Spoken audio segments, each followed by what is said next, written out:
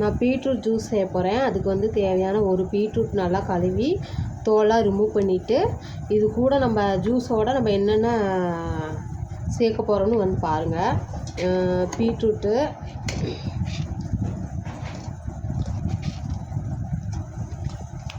அது கூட வந்து நாடு சர்க்கரை ஒரு 2 ஸ்பூன் அளவுக்கு நல்லா நாடு சர்க்கரை போட்டு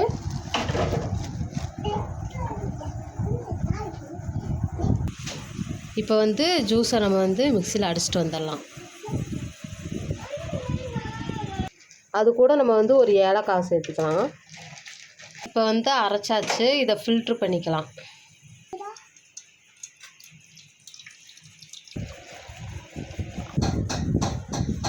இப்போ ஜூஸ் ரெடி.